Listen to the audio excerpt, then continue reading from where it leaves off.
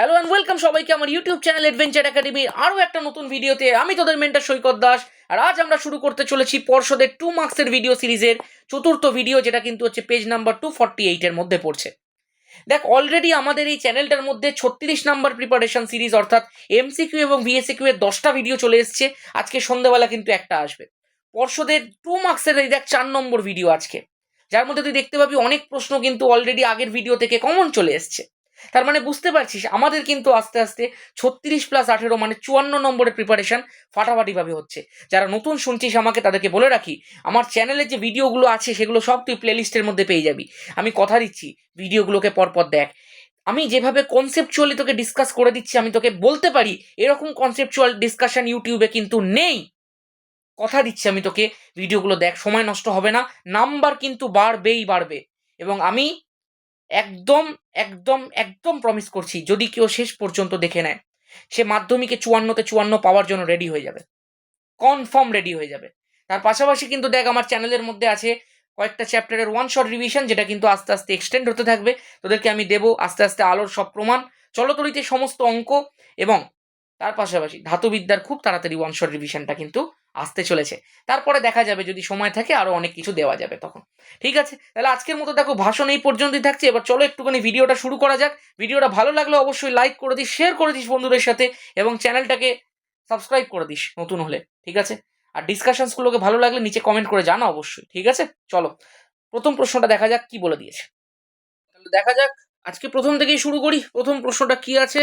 3.1 বলেছে মানব স্বাস্থ্য এবং পরিবেশের ওপর ওজোন স্তর ক্ষয়ের ক্ষতিকর প্রভাবগুলো দেখো লিখতে হবে তোমাকে। দেখ, এগুলো তো খুব থিওরিটিক্যাল প্রশ্ন, তবু একটুখানি জাস্ট বলে রাখি যে যদি ওজোন স্তরটা ক্ষয় হয়ে যায়, তাহলে আমাদের যে সূর্য থেকে আসা অতিবেগুনি রশ্মিগুলো আছে সেগুলো তো সরাসরি আমাদের ভূপৃষ্ঠের মধ্যে প্রবেশ করবে। আমাদের পৃথিবী পৃষ্ঠের মধ্যে যখনই সেটা প্রবেশ করবে, তখন সেটা কি করবে? প্রথম যে জিনিসটা তুই লিখবি সেটা হচ্ছে ভূপৃষ্ঠের যে তাপমাত্রাটা আছে সেইটাকে কিন্তু আস্তে আস্তে বাড়িয়ে দেবে। আর যখনই ভূপৃষ্ঠের তাপমাত্রা বাড়বে, তখন কি হবে? মেরু অঞ্চলের যে বরফগুলো আছে সেগুলো কিন্তু গলতে থাকবে, এবং যার ফলে সমুদ্র তলের যে উচ্চতা বা সমুদ্রের জলতলের যে উচ্চতা সেটা কিন্তু বাড়তে থাকবে। দ্বিতীয় পয়েন্ট দেখ, যেটা তুই ডিসকাস করতে পারিস, সেটা হচ্ছে এই ওজোন স্তর যে বিনাশ হয়ে যাবে, বিনাশের ফলে সূর্যের অতিবেগুনি রশ্মি সরাসরি ভূপৃষ্ঠে আসবে, এবং সেটা কি করবে? মানুষের ত্বকের মধ্যে এসে লাগবে এবং ত্বকের ক্যান্সার সৃষ্টি করবে। ঠিক আছে, তো ত্বকের ক্যান্সার আমি এখানে লিখে রাখছি, second point. Next third point দেখ, তুই যেটা দিতে পারিস সেটা হচ্ছে কিছু কিছু প্রাণী আছে যাদের প্রজনন ক্ষমতা কিন্তু হ্রাস পেয়ে যাবে। তাহলে আমি এখানে লিখে রাখলাম প্রজনন ক্ষমতা, সেটাও কিন্তু দেখ হ্রাস পাবে কিছু কিছু প্রাণীর। 4 নম্বর দেখ, তুই আরেকটা বলতে পারিস যে এই যে আমাদের সূর্যের অতিবেগুনি রশ্মি যখন ভূপৃষ্ঠের মধ্যে আপতিত হবে, আমাদের যে উদ্ভিদগুলো আছে তাদের সালোক সংশ্লেষের হার কিন্তু কমতে থাকবে। আর সালোক সংশ্লেষের হার যদি কমতে থাকে, তাহলে শস্য ফলনের হারটাও কিন্তু কমে যাবে। তাহলে 4 নম্বর লিখে দিই আমি, সালোক সংশ্লেষ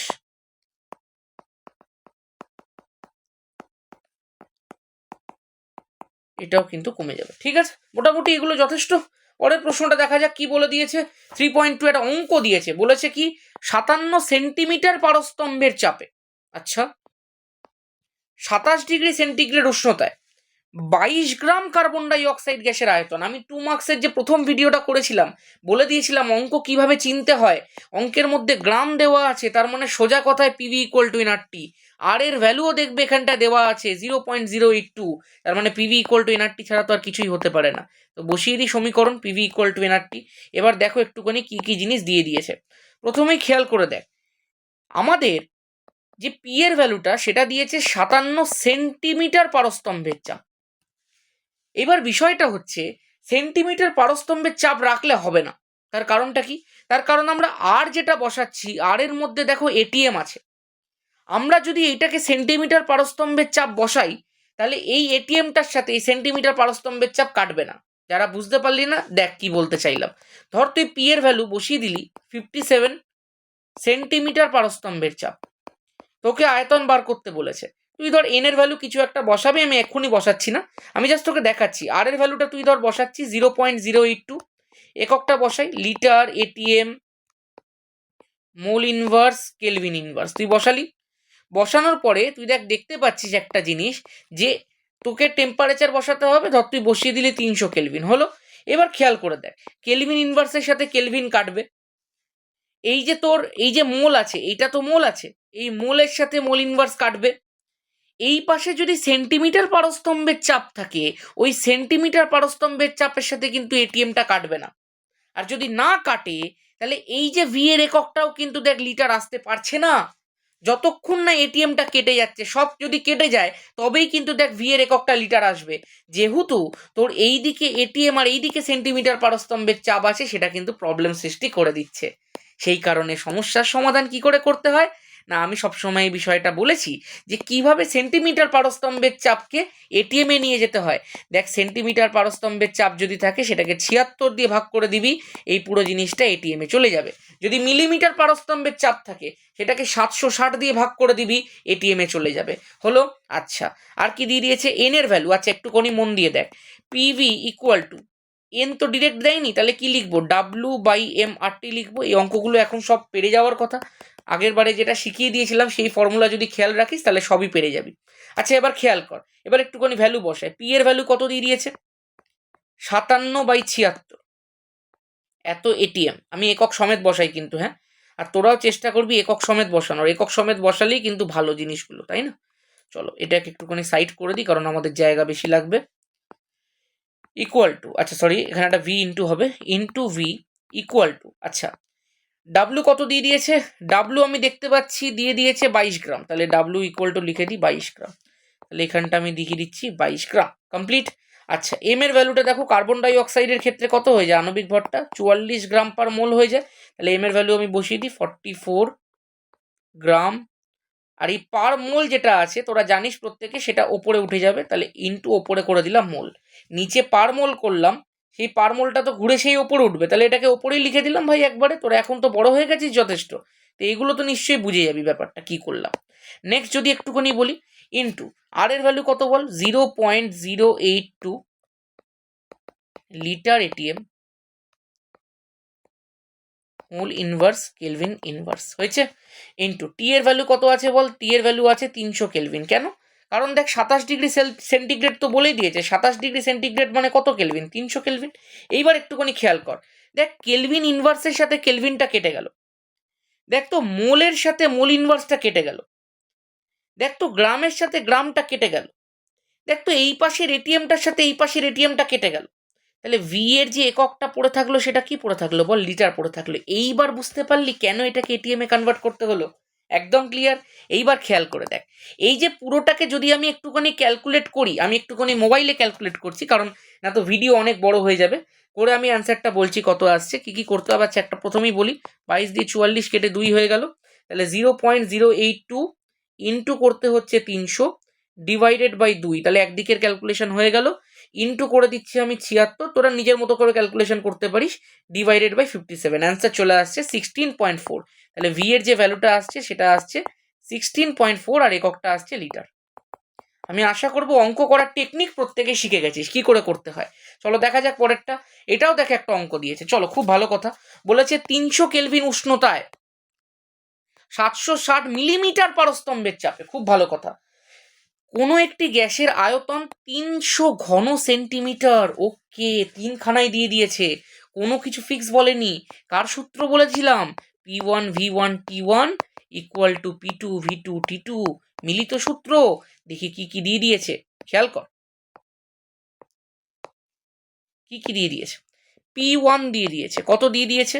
760 মিলিমিটার পারস্তম্ভের চাপ। আমি বলেছিলাম কথাটা, যে এখানে সিজিএস এসআই একক ম্যাটার করে না, শুধু ম্যাটার এটাই করবে যে তুমি P1 এর এককটা যদি মিলিমিটার পারস্তম্ভের চাপে ধরো, তোমাকে P2 এককটাও মিলিমিটার পারস্তম্ভের চাপেই রাখতে হবে, এইটুকুই জানতে হবে। তোমার P1 এর একক কি আছে তার উপরে V1 এর একক ডিপেন্ড করবে না, তুমি এটাকে মিলিমিটারে নিতে পারো, এটাকে সেন্টিমিটার কিউবে নিতে পারো, কিন্তু খেয়াল রেখো, যদি তুমি V1টাকে সেন্টিমিটার কিউবে নাও, তোমাকে V2টাও সেন্টিমিটার কিউবেই নিতে হবে। This is the main mandatory thing. না হলে এই যে এইখানের মতো কাটতে অসুবিধা হয়ে যাবে, ভি এর এককের সাথে ভি এর একক কাটে, পি এর এককের সাথে পি এর একক কাটে, যদি সেম না নাও তাহলে কিন্তু কাটবে না। আমি আশা করছি বিষয়গুলো প্রত্যেকের মাথার মধ্যে ঢুকছে আস্তে আস্তে। তাহলে খেয়াল কর, আমাদের T1 কত নিয়েছিলাম? 300 কেলভিন, খুব ভালো কথা। আমরা দেখতে পাচ্ছি আমাদের V1 দিয়ে দিয়েছে 300 সেন্টিমিটার কিউব, কোনো চাপ নেই। এবার খেয়াল করো, বলেছে এসটিপিতে ওই গ্যাসের আয়তন কত হবে। দেখো এসটিপিটা দিয়ে দিয়েছে, P2 আর T2টা কিন্তু বলে দেয়নি। V2 আমাদেরকে বার করতে হবে, কিন্তু P2 আর T2 তো বলে দেওয়ার কথা, সেটা তো বলে দেয়নি। তার পরিবর্তে কি দিয়ে দিচ্ছে, এসটিপি। শিখিয়েছি আমি, এসটিপিতে চাপের ভ্যালু কত হয়ে যায়, 1 ATM হয়ে যায়, কিন্তু এটিএমে কি নিতে পারবো না, পারবো না। হ্যাঁ নিতে পারি, তাহলে আমাকে এইটাকেও এটিএমে কনভার্ট করতে হবে। আর তোরা জানিস 760 মিলিমিটার পারস্তম্ভের চাপ মানেই তো 1 এটিএম। আর যদি তুই বলতিস যে আমি এটিএমে নেবো না, তাহলে আমাকে কি করতে হতো, এই এটিএমটাকেও মিলিমিটার পারস্তম্ভের চাপে কনভার্ট করতে হতো। তা না করে আমি P1টাকে এটিএমে কনভার্ট করে নিলাম, তাহলে আমি P2টাকেও নিয়ে নিলাম 1 এটিএম, কারণ এসটিপিতে চাপের ভ্যালুটাই হয় 1 এটিএম একদম। তাহলে দেখ এটিএম এটিএম একক মিলে গেল, ব্যাস আমি নো চাপ। এবার খেয়াল কর, টেম্পারেচার কত হয়, 273 কেলভিন হয় বা 0 ডিগ্রি সেন্টিগ্রেড হয়। তাহলে আমি এটা লিখে দিই 273 কেলভিন। হলো, চলো। আচ্ছা V2 বার করতে হবে। এবার একটুখানি খেয়াল করে দেখো, আমি এখান থেকে P1 এর ভ্যালু লিখছি 1 এটিএম, ইন্টু V1 এর ভ্যালু আমি কি লিখবো, লিখবো 300 centimetre cube, divided by T1 এর ভ্যালু কি লিখবো বলো, লিখবো 300 kelvin, equal to P2 value কি লিখবো বলো, 1 এটিএম। V2 ভ্যালু কিছু নেই, বার করতে হবে। T2 ভ্যালু কত লিখবো বলো, 273 কেলভিন। তো সোজা অঙ্ক, কেটে গেছে সব। দেখো এটিএম এর সাথে এটিএম কেটে গেল, সেন্টিমিটার কিউব ও সেন্টিমিটার কিউবটাই তো বার করতে দিয়েছে না, কেলভিনের সাথে কেলভিন কেটে গেল। খেয়াল করে দেখ 300-র সাথে 300 কেটে গেল, তাহলে এই যে V2টা যেটা বেরোচ্ছে 273টা এদিকে চলে গেল, তাহলে 273 একক পড়ে রয়েছে কত বল, সেন্টিমিটার কিউব। তাহলে 273 centimetre cube is the correct option. ঠিক আছে, কমপ্লিট। চলো নেক্সট প্রশ্ন, বলেছে বায়ু সাপেক্ষে কোনো মাধ্যমের প্রতিসরণ করছে √2, বায়ুতে আলোক রশ্মির আপতন কোণ 45 ডিগ্রি হলে প্রতিসরণের রশ্মি চ্যুতি কোণ। আগের পেজে, জাস্ট আগের সেটে যে ভিডিওটা দিয়েছি, সেট নাম্বার 3, ওখানে এই অঙ্কটা করিয়ে দিয়েছি। ঠিক আছে, চলো নেক্সট প্রশ্ন দেখা যাক। বলেছে এই প্রশ্নটা কিন্তু পর্ষদের মধ্যে ইনকমপ্লিট আছে, আমি এই প্রশ্নটাকে কিন্তু কমপ্লিট করে দিয়েছি, এবং যে কোনোভাবে এই প্রশ্নটা যেটা যেরকমভাবে দিতে পারে সেরকম দুটো পসিবিলিটি এখানে আমি দেখিয়ে দিয়েছি। চলো একটুখানি দেখা যাক কি কি দেখিয়েছি। প্রথম প্রশ্নটা আমি রেখেছি, কাঁচ এবং জলের পরম প্রতিসরাঙ্ক যথাক্রমে 3/2 এবং 4/3। একদম, আমি বলেছি জল সাপেক্ষে কাঁচের প্রতিসরাঙ্ক কত। দেখ খেয়াল কর, যদি কখনো তোকে বলে দেয় জল সাপেক্ষে কাঁচের প্রতিসরাঙ্ক, মানে এটা আপেক্ষিক প্রতিসরাঙ্ককে বোঝাচ্ছে।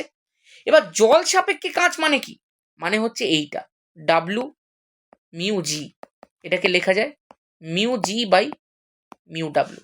যার সাপেক্ষে বলে দেবে তাকে তলায় রাখবে, জল সাপেক্ষে বলে দিয়েছে তাহলে মিউ ওয়াটারটা তলায় থাকবে, যার প্রতিসরাঙ্ক বলে দিয়েছে সে ওপরে থাকবে, গ্লাস ওপরে রইল, হয়েছে। এবার তাহলে এইটাকে আমাকে বার করতে বলেছে, এটাই তো আপেক্ষিক প্রতিসরাঙ্ক, এটাকে এইভাবে লেখা যায় একদম। এবার মিউজির ভ্যালুটা কত দিয়ে দিয়েছে দেখো তো, কাঁচের ক্ষেত্রে দিয়ে দিয়েছে পরম প্রতিসরাঙ্ক 3/2, আর জলের ক্ষেত্রে দিয়ে দিয়েছে পরম প্রতিসরাঙ্ক 4/3। অ্যান্সার কত হয়ে গেল রে, অ্যান্সার হয়ে গেল হচ্ছে এই 3টা ওপরে উঠে 3-এর সাথে গুণ হবে, আর এই 2টা নিচে নেমে 4-এর সাথে গুণ হবে, তাহলে 9/8, 9/8 ইজ দ্য কারেক্ট অপশন। ঠিক আছে, নেক্সট এরকমই আরেকখানা প্রশ্ন দিয়েছি, দেখি। বলেছে কাঁচে আলোর বেগ কত। দেখ আমরা জানি মিউ ইকুয়াল টু C/V, যেখানে মিউটা হচ্ছে প্রতিসরাঙ্ক। কিসের প্রতিসরাঙ্ক, যে মাধ্যমের বেগ তুমি বার করতে চাইছো সেই মাধ্যমের পরম প্রতিসরাঙ্ক, হয়েছে। সিটা কত, সিটা হচ্ছে শূন্য মাধ্যমে আলোর বেগ, আর শূন্য মাধ্যমে আলোর বেগের ভ্যালু কিন্তু সবার জানা উচিত, 3 × 10⁸ মিটার পার সেকেন্ড, হয়েছে। আচ্ছা, এই ভিটাই তো তোমাকে বার করতে বলেছে। মিউ এর ভ্যালুটা কত, মিউ এর ভ্যালুটা হচ্ছে 3/2, দেখ ভালো করে, মিউ এর যে ভ্যালু আছে কাঁচের পরম প্রতিসরাঙ্ক সেটা কত, 3/2, আর 3/2কে আমরা কি লিখতে পারি বল, 1.5 লিখতে পারি, একদম পারি। এবার একটুখানি খেয়াল কর, তাহলে কাঁচে আলোর বেগ ভি বার করতে হলে আমাদেরকে কি করতে হবে, ভিটাকে এপাশে নিয়ে গেলাম, 3 × 10⁸ metre per second, divided by তুই করে দে কত বল, 1.5। দেখ 1.5 দিয়ে 3কে কাটলে কত হয়, 2 হয়ে যায়, তাহলে অ্যান্সার কত হয়ে গেল, 2 × 10⁸ মিটার পার সেকেন্ড। আশা করবো বিষয়টা ক্লিয়ার আছে।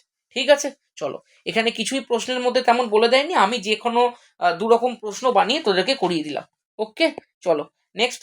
ভাস্বর বাতি ব্যবহারের চেয়ে সিএফএল ব্যবহারের দুটি সুবিধা অলরেডি করিয়ে দিয়েছি। সিএফএল এলইডি আগের কোনো একটা 2 মার্কসের কোয়েশ্চেনে বা কোনো একটা এমসিকিউ ভিএসিকিউ এর কোয়েশ্চেনে, আমি তোদেরকে বারবার রিকোয়েস্ট করছি, সাজেস্ট করছি, এমসিকিউ ভিএসকিউ এর 1 নম্বর থেকে শুরু করে আজকেই তোরা যখন এই 2 নম্বরের ভিডিওটা দেখছিস, তো আমি এই 2 নম্বরের ভিডিওটা সকাল 11টার সময় দিচ্ছি বুধবারে, মানে দিয়ে দিয়েছি, তোরা এখন দেখছিস।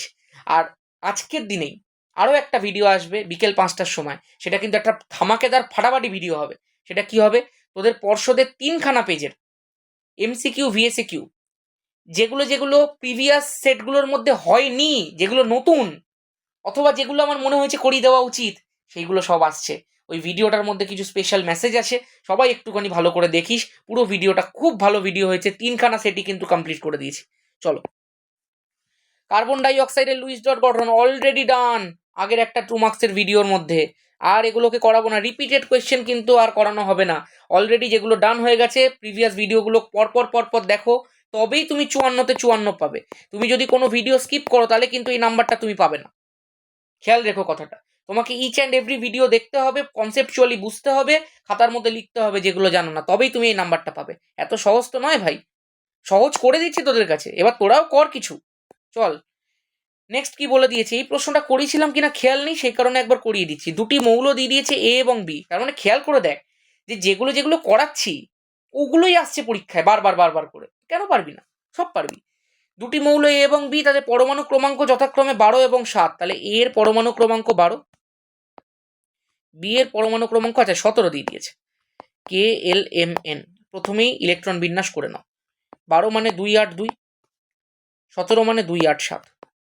এবার কি বলেছে, বলেছে এ এবং বি রাসায়নিকভাবে যুক্ত হলে কোন ধরনের যৌগ গঠন করবে। কোন ধরনের যৌগ গঠন করবে দেখার জন্য ভালো করে দেখ সবাই চায় তাদের শেষ কক্ষপথে 8টা ইলেকট্রন পূরণ করতে, আর শেষ কক্ষপথে এ মৌলটা যদি 8টা ইলেকট্রন পূরণ করতে চায় তাকে এই 2টো ইলেকট্রন ছেড়ে দিতে হবে। আর বি মৌল বলছে আমার তো শেষ কক্ষে 7টা আছে ভাই, আমাকে একটা কেউ দিয়ে দে, আমার 8টা পূরণ হয়ে যাবে। তার মানে 8টা পূরণ করার জন্য এই ইলেকট্রন গ্রহণ করতে চাইবে। তার মানে খেয়াল করে দেখ, এই কথাটা আমি শিখিয়েছি, যদি নিকটতম নিষ্ক্রিয় মৌলের মতো সুস্থিত ইলেকট্রন বিন্যাস ধারণের জন্য বা শেষ কক্ষপথে অষ্টক পূরণের জন্য কাউকে ইলেকট্রন ছাড়তে হয় আর কাউকে ইলেকট্রন নিতে হয়, মানে একজন শুধু দেবে আরেকজন শুধু নেবে, কিছু দেবে না তার পরিবর্তে, ওয়ান সাইডেড লাভ শিখিয়েছিলাম, তাহলে আয়নীয় যৌগ তৈরি হয়, আয়নীয় বন্ধন তৈরি হয়। তাহলে এটা কি ধরনের যৌগ গঠন করবে, আয়নীয় যৌগ গঠন করবে।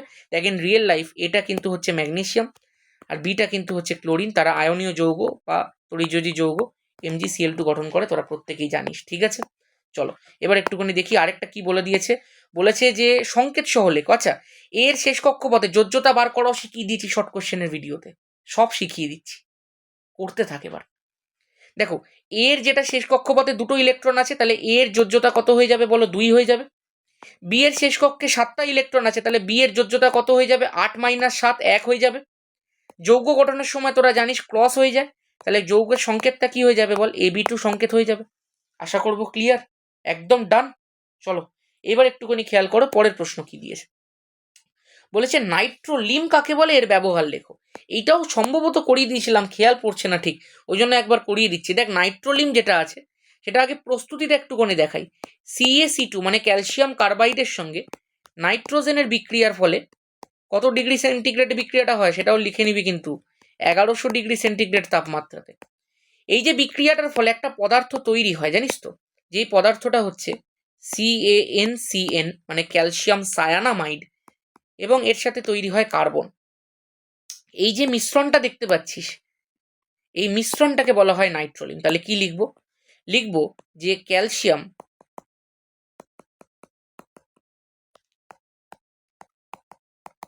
সায়ানামাইড ও কার্বনের ধূসর বাদামি বর্ণের মিশ্রণকে নাইট্রোলিম বলা হয়। ঠিক আছে, নাইট্রোলিমের ব্যবহার কি, এটা জমিতে সার হিসেবে ব্যবহার করা হয়। ওকে, চলো এইবার একটু খেয়াল করো আরেকটা কি প্রশ্ন দিয়েছে। বলেছে নাইট্রোজেন গ্যাস প্রস্তুতির সমিত সমীকরণটি লেখো। চলো লেখা যাক। দেখো নাইট্রোজেন গ্যাস প্রস্তুতির জন্য কি কি লাগে আগে দেখে নে। অ্যামোনিয়াম ক্লোরাইড লাগে এবং তার সাথে লাগে দেখো সোডিয়াম নাইট্রাইট NaNO2। খেয়াল করার মতো বিষয় এটাই যে এই অ্যামোনিয়াম ক্লোরাইড আর সোডিয়াম নাইট্রাইট কিন্তু সমান আণবিক ওজন অনুপাতে নেওয়া হয়ে থাকে। কি বললাম, সমান আণবিক ওজন অনুপাতে নেওয়া হয়ে থাকে, এটাই কিন্তু শর্ত। এবার একটুখানি মন দিয়ে শোন, এরা দুজন যখন বিক্রিয়া করবে দেখতে পাচ্ছিস এই যে NH4 অ্যামোনিয়াম পার্ট এ নাইট্রাইটের সঙ্গে যুক্ত হয়ে অ্যামোনিয়াম নাইট্রাইট NH4NO2 তৈরি করবে, আর পড়ে থাকলো কি NaCl তৈরি হয়ে গেল। ঠিক আছে, এবার সেকেন্ড স্টেপে, আচ্ছা এটাকে কিন্তু খুব সাবধানে হিট করতে হয়, হ্যাঁ। সেকেন্ড স্টেপে এই যে মিশ্রণটা, তার মধ্যে থাকা অ্যামোনিয়াম নাইট্রাইট ওই মিশ্রণের মধ্যে উপস্থিত থাকা হিটের মাধ্যমে বিয়োজিত হবে, বিয়োজিত হয়ে দেখো দুখানা N মিলিয়ে N2 তৈরি করবে, আর পড়ে থাকলো কি 4টে হাইড্রোজেন, 2টো অক্সিজেন, তার মানে 2 অণু জল। দেখো 2 অণু জলের মধ্যে 4টে হাইড্রোজেন, 2টো অক্সিজেন থাকে। তাহলে এইভাবেই কিন্তু দেখ নাইট্রোজেন প্রস্তুত হয়ে গেল। যারা এখনো পর্যন্ত ভিডিওগুলোকে সিরিয়াসলি করছিস না, তাদেরকে আমি জানি না থালার মধ্যে একদম সাজিয়ে খাবার দিয়ে দিচ্ছি, মুখের সামনে থেকে খাবার সরিয়ে দিচ্ছিস। মানে এগুলো আমাদের সময় কেউ করিয়ে দিত না ভাই, পুরো ইউটিউব ঘেটে নেই, এইভাবে কেউ ডিসকাস করছে না। সবাই বই ওই পাতা খুলে জিনিসগুলোকে জাস্ট একবার একবার করে বলে দিয়ে বেরিয়ে যাচ্ছে, এত ডিটেলে কেউ করাচ্ছে না। তোকে করিয়ে দিচ্ছি, মর্মটা বোঝ আস্তে আস্তে। পরীক্ষার হলে গিয়ে না তো বুঝতে পারবি বিষয়টা। যদি ভালো করে করিস তাও বুঝতে পারবি, যদি না করিস তাও বুঝতে পারবি। আমি কনফার্ম বলে রাখছি, যে আমার 1 মার্কস আর 2 মার্কস দেখছি সে 54তে 54 পাবি, গ্যারেন্টি পাবি, কনফার্ম পাবি। এই যে ডিসকাশন, এই যে লজিক সে শিখে যাচ্ছে, এর বাইরে প্রশ্ন হয় না। চল, কি বলে দিয়েছে, বলেছে বিশুদ্ধ ধাতুর তুলনায় সংকর ধাতু ব্যবহারের 2টি সুবিধা লেখো। দেখো, প্রথম যে সুবিধাটা তুমি বলতে পারো সেটা হচ্ছে কাঠিন্য। মানে কাঠিন্য কেন? ব্যাপারটা হচ্ছে যে বিশুদ্ধ ধাতু কিন্তু অনেক বেশি নমনীয় হয়, তার তুলনায় তার সংকর ধাতু কিন্তু অনেক বেশি কঠিন হয়। এক্সাম্পল দেবো, এক্সাম্পল ধরো তামার একটা সংকর ধাতু আছে পিতল। এই যে পিতলটা অ্যাকচুয়ালি কার কার সংকর ধাতু? কপার এবং জিঙ্কের সংকর ধাতু। কপার থাকে 70%, জিঙ্ক থাকে 30%। এই যে পিতল যেটা আছে সেটা কিন্তু তামা অপেক্ষা অনেক অনেক বেশি কঠিন হয়েছে। 2 নম্বর কি বলা যেতে পারে? 2 নম্বর বলা যেতে পারে ক্ষয়রোধী ক্ষমতা। এটাই কিন্তু মেন। খেয়াল করে দেখ, নর্মাল যে ধাতু আছে তারা কিন্তু সহজে বাতাসের ধর জলীয় বাষ্প, অক্সিজেন এগুলোর প্রেজেন্সে ক্ষয়প্রাপ্ত হতেই পারে। যেমন লোহার কথাই বল, লোহা কিন্তু যদি তুই বাতাসের মধ্যে রেখে দিস জলীয় বাষ্পের প্রেজেন্সে, তার মধ্যে মরচে পড়ে যাবে। কিন্তু লোহার একটা সংকর ধাতু স্টেনলেস স্টিল, সেইটাকে তুই কিন্তু খোলা বাতাসের মধ্যে রেখে দিলেও তার মধ্যে কোনো রকম মরচে পড়বে না। তাহলে ক্ষয়রোধী ক্ষমতা বেড়ে গেল তো সংকর ধাতুর। চলো আরেকটা দেখো, তুমি পয়েন্ট অবশ্যই বলতে পারো, এটা হচ্ছে ঔজ্জ্বল্য। ঔজ্জ্বল্যের ক্ষেত্রে দেখ বলতে পারিস যে ধাতু সংকর বা সংকর ধাতুর যে ঔজ্জ্বল্য সেটা বিশুদ্ধ ধাতু অপেক্ষা অনেকটা বেশি হয়। সেমনি আরেকটা এক্সাম্পলের মধ্যে এটাই দিতে পারি যে স্টেনলেস স্টিল যেটা হয় সেটা দেখবি অনেক বেশি চকচকে হয়। আচ্ছা কেউ যদি তোকে জিজ্ঞাসা করে স্টেনলেস স্টিলের উপাদানগুলো কি কি, মনে রাখবি আয়রন, ক্রোমিয়াম, নিকেল, তার সাথে কার্বন, এই 4খানা মিশ্রণে তৈরি করা হয় স্টেনলেস স্টিল। যে স্টেনলেস স্টিলের কিন্তু ঔজ্জ্বল্য নর্মাল আয়রনের তুলনায় অনেক অনেক বেশি। তাহলে এটাই হচ্ছে বিশুদ্ধ ধাতুর তুলনায় সংকর ধাতু ব্যবহারের 2টো সুবিধা, 3টে বলে দিয়েছি। চলো, বলেছে পিতলের পাত্রকে, আচ্ছা এই একটা প্রশ্ন কিন্তু আমাদের এর মধ্যেও আছে, MCQ এর মধ্যেও আছে, ঠিক আছে। সেই জন্য এই প্রশ্নটাকে না চল করিয়েই দিই, হ্যাঁ। বেকারে মানে সন্ধ্যেবেলা যারা যারা দেখবে তারা তো অলরেডি দেখেও নিতে পারবে, এটা একটু বলে দিই। বলেছে পিতলের পাত্রকে দীর্ঘদিন আর্দ্র বায়ুতে ফেলে রাখলে সেটার রং সবুজ কেন হয়ে যায়?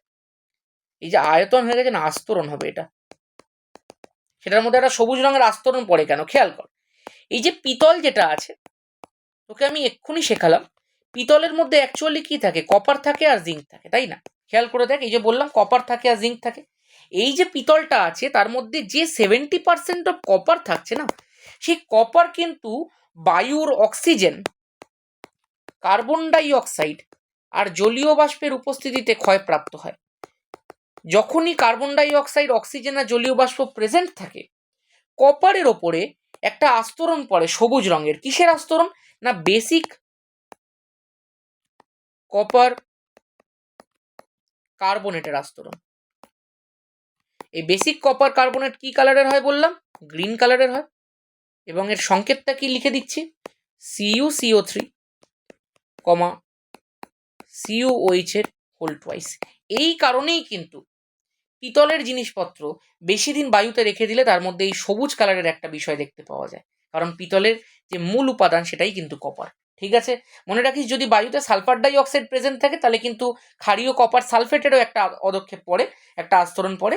এই সব জিনিসগুলো আজকে সন্ধ্যেবেলার ভিডিওতে কিন্তু একদম ভালো করে ডিসকাস করে দিয়েছি। ঠিক আছে, দেখি আর কি কোনো প্রশ্ন আছে। হ্যাঁ আছে, বলেছে এলপিজি এবং সিএনজির প্রধান উপাদান দুটি লেখো। আচ্ছা, এলপিজি যেটা আছে সেটা হচ্ছে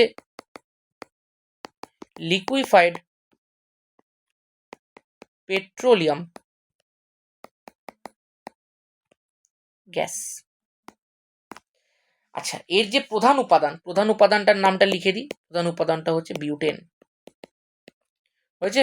সিএনজি যেটা আছে সেটা হচ্ছে কম্প্রেসড ন্যাচারাল গ্যাস। এই কম্প্রেসড ন্যাচারাল গ্যাসের যে প্রধান উপাদান সেটা হচ্ছে মিথেন। ওকে, চলো। বলেছে একটি জৈব ভঙ্গুর, আমি কিন্তু একটুখানি এই পেট্রোলিয়ামের পিটা বড় হাতের করে দিই, সবসময় খেয়াল রাখিস এগুলোর নামগুলো ইংলিশে লিখতে হয় এবং প্রথম অক্ষরগুলোকে সবসময় বড় হাতেরই করবি। তাহলে এই যে জিনিসগুলো দেখ লিখে দিলাম, এই পরীক্ষাতে দেয় কিন্তু পুরো নাম লিখতে, খেয়াল রাখিস বিষয়গুলো, ঠিক আছে? একদম মানে ছাঁকা ছাঁকা নাম্বার, কোনো কাটার চান্সই নেই। আচ্ছা, বলে দিয়েছে একটা জৈব ভঙ্গুর একটা জৈব অভঙ্গুর পলিমারের নাম। আচ্ছা, জৈব ভঙ্গুর পলিমার যদি বলি তার মানে কি, সেটা প্রকৃতির মধ্যে যদি আমরা রেখে দিই তাহলে সেটা আস্তে আস্তে ক্ষয়প্রাপ্ত হয়ে যাবে। এর উদাহরণ কি হতে পারে? সেলুলোজ হতে পারে। আর জৈব অভঙ্গুর পলিমার কি হতে পারে? পলিইথিলিন মানে পলিথিন হতে পারে, নাইলন হতে পারে, ঠিক আছে? আরো অনেক কিছু আছে, পিভিসি হতে পারে, টেফলন হতে পারে, সব কিছুই হতে পারে। ঠিক আছে, তাহলে চলো আজকের মতো এখানেই থাকলো ভিডিওটা। প্রত্যেকটা প্রশ্নকে দেখো ডিসকাস করে দিলাম, যেগুলো রিপিট ছিল সেগুলোকে শুধুমাত্র ডিসকাস করলাম না। আগের ভিডিও যারা দেখেছিস তারা তো পারছিস, যারা নতুন দেখছিস ভিডিওটা অবশ্যই জানাস ডিসকাশনসগুলো কেমন লাগলো, অঙ্কগুলো শিখতে পারলি কিনা। যদি ভিডিওটা ভালো লেগে থাকে অবশ্যই লাইক করিস, শেয়ার করিস বন্ধুদের সাথে, এবং চ্যানেলটার মধ্যে নতুন হয়ে থাকলে সাবস্ক্রাইব করে দিস। আর একটা কথা অবশ্যই শুনে রাখ, এই ভিডিও সিরিজগুলো পরপর দেখতে থাক, আমি গ্যারেন্টি দিচ্ছি ভাই, গ্যারেন্টি দিচ্ছি হয়ে যাবে 54-তে 54। চলো আজকের মতো এখানেই, দেখা হচ্ছে পরের ভিডিওতে।